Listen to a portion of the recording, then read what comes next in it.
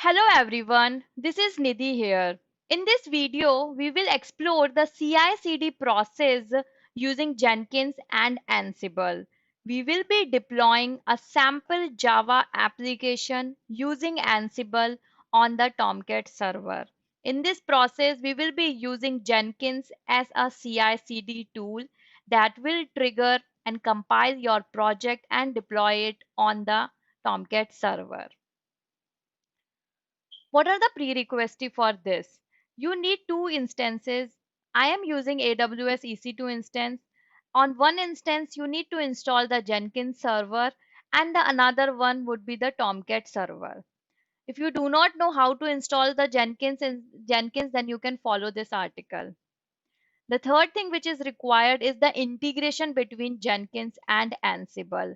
So for that, you need to make sure that you install the Ansible plugin in Jenkins, and the SSH connection between the user under which your Jenkins job is running is set up between those two servers. So make sure that you have the SSH connection between these two servers. In this article, I have explained how to do everything related to the Jenkins user. So you can follow this if you do not have the SSH setup. So let's start here. I already have the Java application. So what we will be doing, we'll create a sample application, we'll compile the project using Maven, we'll package the project in WAR file, we'll create a role in Ansible to install Java and Tomcat, we'll deploy the WAR file, we'll push the code into the GitHub, and then all the above process, we will be creating a pipeline job in Jenkins and trigger the build. So let's start with the first sample application. So this is my Git repo for CI using Ansible. This is a very simple application. So here there is a source main web app folder that I have created, and it's a simple JSP files. If you see, it's normal index.jsp, username, password, normal things. There are others, register page, welcome page, all the pages are there. So I have not configured any database there. It is just a static application. And for that, I am using Maven to compile the project. So this is my pom.xml where I have provided all these details, and I wanted to create the war file, and the dependencies which are required, I have put it there, and this is some plugins that it requires so that it build the application. Okay, so this is how I have set up the sample application, and I am compiling the project. You can clone this repo on your local system also and do the ambient package. It will generate the WAR file, and then you can deploy it on Tomcat server. So previously also we used to install, basically what we do, we have a server, we install Tomcat there, Java, and then we'll copy the WAR file right under the WebEx folder and restart the Tomcat service. Now to automate that process, we will be writing the Ansible roles so that we can configure it in the Jenkins job. So in the Git repo, again, that is the most important thing when you are writing an Ansible playbook. Create this ansible.cfg file. Why it is important? Because when you do any automation, then first time when it try to make a connection with your server, it always fail, or it always prompt for the host key verification. So in automation job, you do not have any options to reply or to respond for the prompt. So for that, you can make sure that this variable is false, key checking equals to false, so that you will not get that issue that authentication is cannot be established because of the host key verification is failed. So this is the first step that you need to do when you are writing any Ansible playbook. After that, for the Ansible role, I have created this main.yaml file, and this is simple. It is just calling my role Tomcat. So this is how you can call your roles in Ansible. And if I go to roles, here this is some standards of the Ansible, that you create some templates, handlers files, and the files folder depending on your requirement. But for now, this is the main.yaml file that is doing everything on the servers. So I am installing the Java, I am creating the group Tomcat and the users. I download the Tomcat software, and then I am installing it creating the symlink and configuring the Tomcat servers. And at the end, what I am doing, I am just copying the login.web.war file into the webapps folder of Tomcat and then restart the service. So this is what I have written in my Ansible playbook. So I have these folder structure also in my Ansible roles. This is how I wanted to manage my Ansible. I have this config folders, inventories folders, and the group wares folders. So in configs folders, I have dev.yaml or prod.yaml where you can manage the variables according to your environment.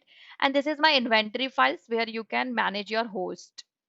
So if you want to understand it in more detail, I have one more tutorial for this that you can follow for how to manage Ansible playbooks, inventories, all those stuff. So you can follow my other articles on the Ansible on how to best manage Ansible. So this is how basically I have written my all code. You can see I have the Java application. I have the pom.xml to compile the project. And then for the deployment perspective, I have used the Ansible playbooks. Now, what is the next step?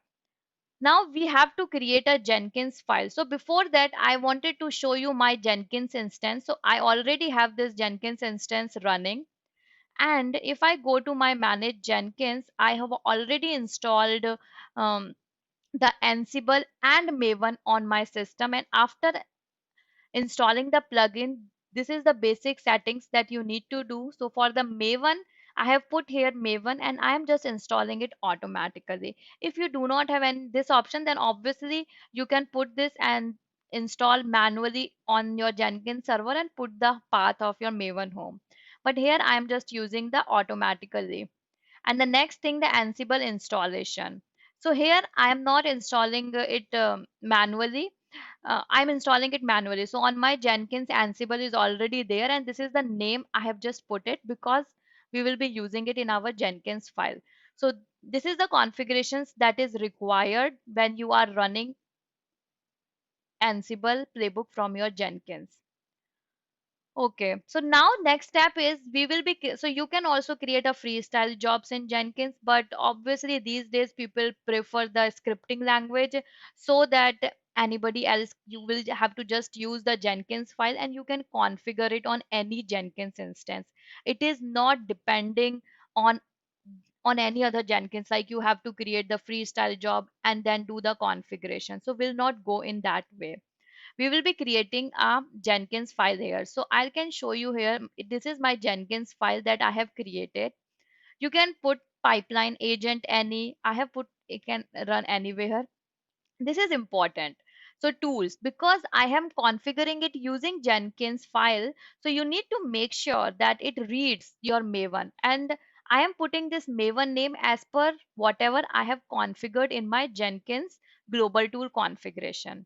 Here I am doing the checkout of my code, and this is where you do the tool initialization. So M2 is automatically get set because you are doing the installation of Maven automatically. But for the Ansible, I am setting, you see here, my name is Ansible. It is matching with my global tool configuration, and I am setting it in the path variable so that when Jenkins runs, it can read that, okay, Ansible is installed and it will not fail with this, that Ansible command not found, like that. Okay. So this is important in this tools initialization. So this is required for all the tools. If you configure SonarQube, if you configure Artifactory, these settings you need to do. Okay.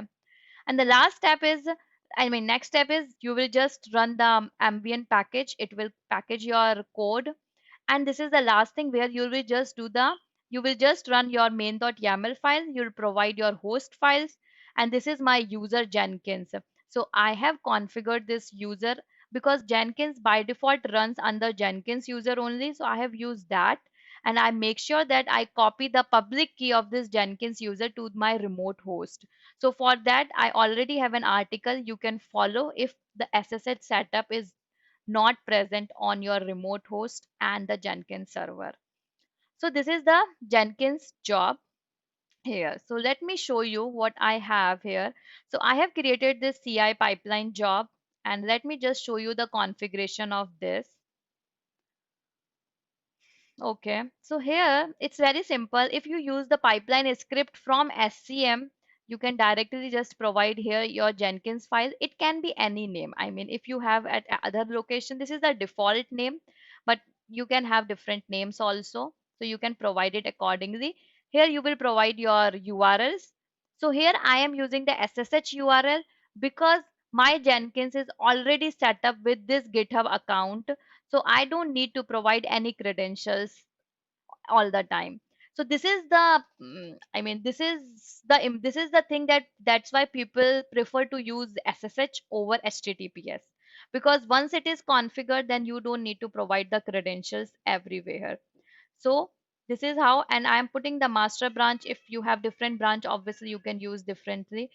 So there is no other settings basically manually that do you do it on the Jenkins server. So because if I need to run this Jenkins file on another Jenkins, I can just run it. The only thing which is required is that it is able to make a connection with this GitHub. Other than that, everything is in my Jenkins file. Okay, so now let's just run this file. So what are we achieving after running this? So what happens? So developer is working on this. Suppose he'll commit the code, right? The code comes here. He commits something in this, right? As soon as he commits, if you have configured the webhook, then this job will run, right? It do first ambient package. So here you can see it try to compile your project and generates the war file like this. Okay, and then you wanted it to deploy it on your dev server. Like for now you can just say, okay, I'm just deploying it on the dev server. So you'll just run the Ansible playbook. You already have the host place on your in your host file, and then it will just run. So as you can see it, because I'm just running it second time, so you'll see everything okay, okay. And here you can see that yes, it works fine, right? So this is how you achieve. So there is no manual process required. Developers just commit the code in GitHub, and after that, this job will trigger and his dev environment is updated with the latest changes. So that is the advantage of using the automation.